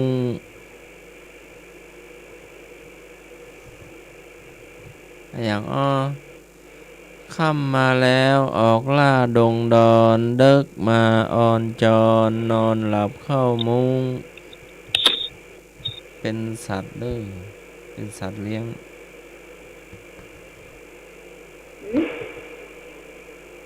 ครับเดี๋ยว เลี้ยง แง่ กั กัน นหน่อยครับ ตัวเท่าใหญ่กว่าหมาน้อยหน่อย หมาไหนหมาจิ้งจอก ตัวจะใหญ่กว่าหมาน้อยหน่อยอะตัวใหญ่ ตัวเท่าหมามั้งหมาบางตัวมันใหญ่เนาะ หมาจิ้งจอก แต่เขาหลับวันค่ำนะ ก็นั่นแหละ แค่ เขาจะอยู่ในกรงอ่ะถ้าปล่อยเขาก็น่าจะชอบกินผักบุ้งมั้ง กระต่าย ได้ กระต่าย เออกระต่าย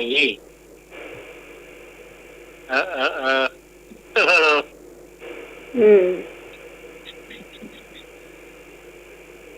กระต่ายของเงี้ยวเนาะจ้ะ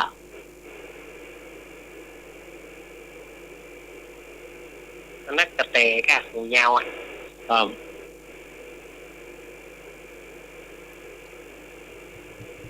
หูยาวกระเตะกะกระต่ายหูมันยาวกว่า ครับหูยาว ว่าเขาไม่ได้ตีความมันสั้นเสือนะเคยหันมาอยู่มันก็น่าหักเดียวเหมือนกันละหัวมันคุก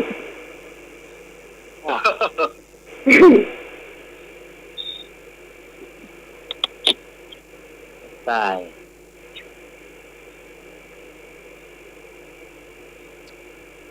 เนี่ยเข้าวัดแล้วได้อะไร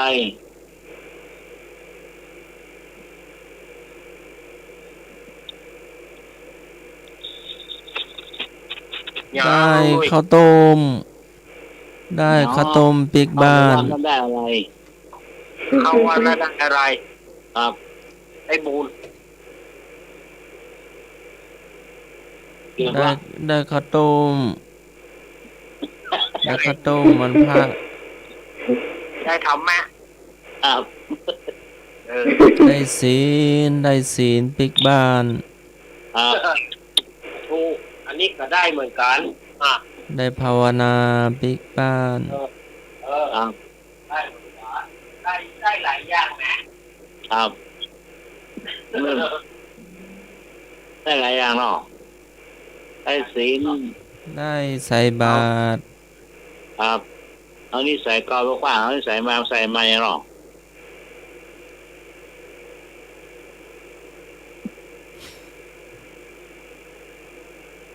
จะยานตะกี้เป็นไงไม่กันตะกี้เพื่อนเมาเนาะ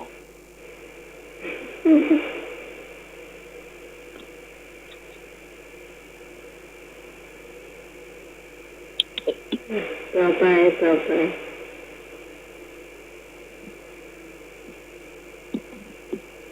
อยู่ต่ำขี้สูง อยู่ ข้างหน้านะครับ ได้เลย เข้าวัดยามเป็นได้หยังเข้าวัดยามสายได้หยังเข้าวัดยามเป็นคนได้อันหยังเข้าวัดยามเป็นผีได้อันหยัง เข้าวัดยามเป็น ได้ เอา อันห วั ยัง ดยามเป็นคนก็ได้บุญเอาวัดยามเป็นผีก็ได้น้ำยาด ได้น้ำตา ถูกต้อง เข้าวัดยามเป็นก็ได้หยังอ้าย ได้บุญเข้าวัดยามสายได้น้ำตา ได้น้ำตาแน่นอนกันเนาะเออ ให้คือให้เนาะ เออ ให้ก็คือให้ ให้ลูก เจ้าอ้าย ไม่นึกได้ธรรมดาเนอะ โอ้ อ่า เจ้ามีเหตุผ โอ้ ล โล มีเรื่องกายเนอะ มีแหมหามได้เด้ออ้าย เดี๋ยวนอนวัดได้ยัง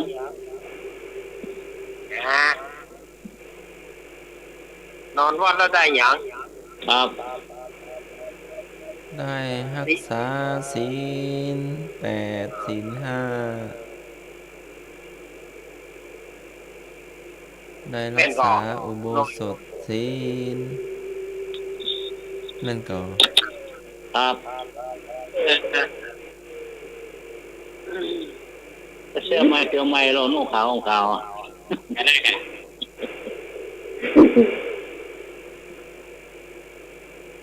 อกมาหลายวันแล้ว ได้เสื้อใหม่เตียวใหม่นะ มาหลายวันนอนวัดอ่ะ ลูกมันตัวหาก็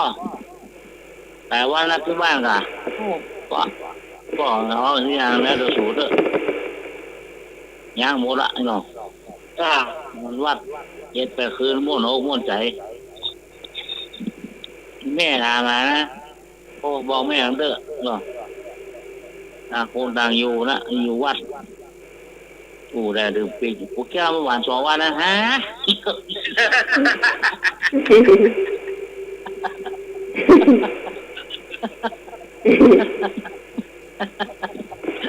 เอาจุดตายจนได้บอกเอาจุดตายจนได้บอก มันแจกกัน ลูก มั มาน อยู่กับล่า มันเสื้อจะโยนนารีพิฆาตแจกกัน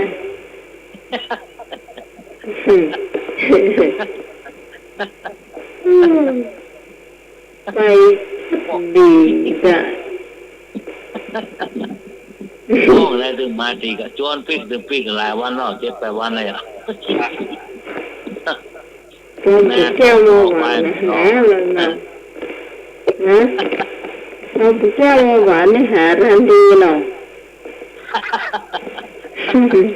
โอ้ฟังเตะฟังตามม่วนน่ะนะเนาะ7-8 วันนี้ม่วนอกม่วนใจบอกแม่เด้อต่างคนต่างอยู่ โอ้หัวควายแมวมาโตนะเพราะมันยาละแล้วบนโน้ม่วนอกม่วนใจปิดดีกัน ม่บ่ถามมานะบอกแม่มันเด้อเนาะ อ่า พี่บุกแก้วมาหวานนะ2 วัน3 วันฮะ เจอไม้นี้เขาใส่บอกเจอไม้นี้บอก เจ้า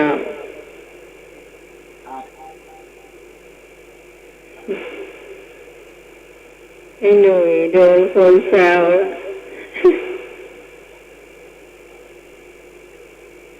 ตอนช่วงนี้ได้เจ้า5:50แล้วนะเจ้าเราปกติจะต้องลากันแล้วเนาะเพราะว่าจะเหลือเวลาที่รอกันเมื่อวันตัดจัดรายการกันเนาะจะเลิกสักเตียงคุณผู้ฟังที่จะมาล่ำมาลากันก็ขอเชิญนะเจ้า053-226-0589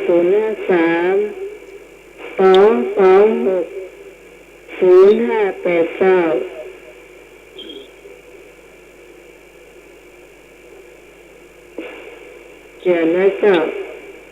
ไอ้นึก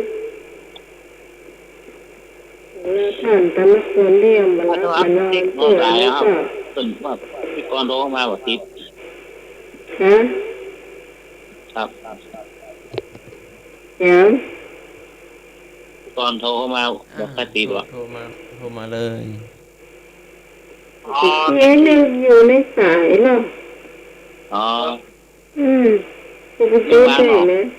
ได้วางมาได้วาง อ๋อ วางแล้ว วางแล้วเนาะ โทรมาได้เลยเด้อ น่ากะเสียงมันสะท้อนน่ะเสียงที่ใหม่สะท้อน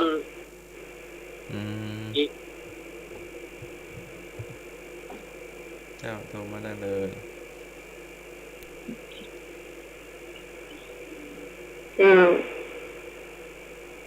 ผู้ฟังจะไม่ล่ำมาลานะเจ้าโทรมาได้นะเจ้าจ้าเมื่อกี้โทรไม่ติดโทรไม่เข้าไอ้นั่นก็จะลืมวางสายเลยโทรไปทางสายสมัครก็ลืม แล้วเสียงมันก็สะท้อนโดยเหมือนเสียงสะท้อนนี่น่าจะมาจากวิทยุไอ้นึกเนาะ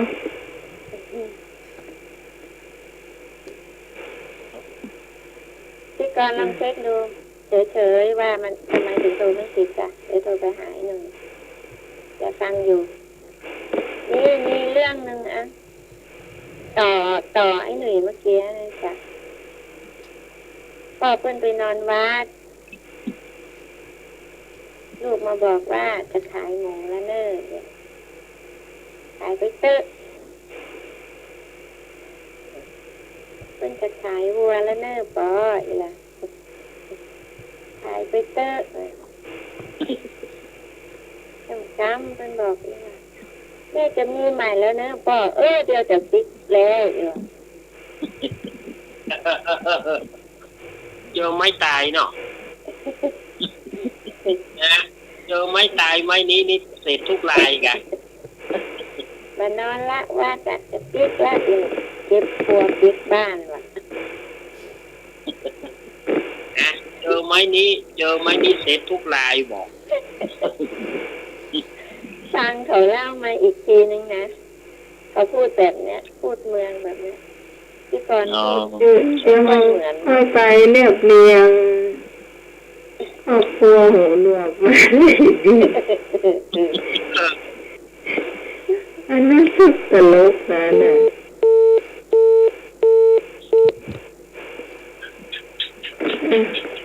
ต่อไปนี้จะเป็นการล่ำลาแล้วนะจอมมัน5 ทุ่มปลายเนาะต้องลาแล้วเนอะผู้ฟังครับผมลาเนาะจ้าครับรับรายการอาจารย์พูดครับผมเดี๋ยวสายมาได้เลย เจ้ามาใหม่มาให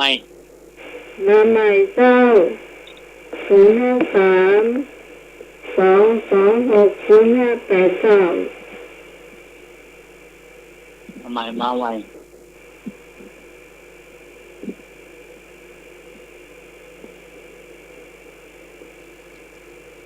โทร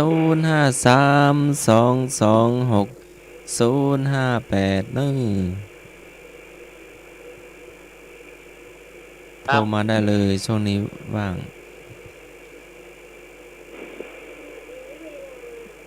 ครับมีไม้ลานะครับลาไล่มันติดเตี้ยครับผม เจ้า ครับบางภาษาอาจารย์มโคสมุวิศวะครับเมตตาเวลาครับภาษาท่านสันสมัครครับนี่ละครับผม ลุง ดีด้วยครับ เจ้า มาเก็บทุกท่านนะครับรับดีฝันดีครับผมครับสวัสดีครับ เจ้าอาจารย์เอารักเจ้า สุดท้ายแห่งเวลาก็ขอนำเอารายการธรรมะคลายเครียดอำลาจากสถาญาติโยมไปก่อน วันพรุ่งนี้ก้อยปะกันแต่ใหม่ คืนนี้ขอสถาญาติโยมเฮารับดีฝันดี มีโจกมีใจเหมือนกัน ขอบคุณท่านอาจารย์ ท่านพระครูสมุวิศวัตวรกิจโจ ที่ได้เอื้อเฟื้อเวลาให้รายการนี้ ขอบคุณท่านอาจารย์สมัครยานะศรีโลผู้ช่วยเจ้าวาดด้วยครับผม ครับผม ขอบคุณพี่พิสมัย เจ้า และขอบคุณสถาอนุโมทนา ขอบคุณสถาญาติโยมที่ฟังรายการนี้ได้ดีเสมอมา วันพรุ่งนี้เฮามาปะกันแถมใหม่คืนนี้ บอกให้ท่านมีโจกมีใจเหมือนกันทุกผู้ทุกคนเนอะอายุวันโนสุขังพระลัง สาธุสมัครเจ้า เจ้า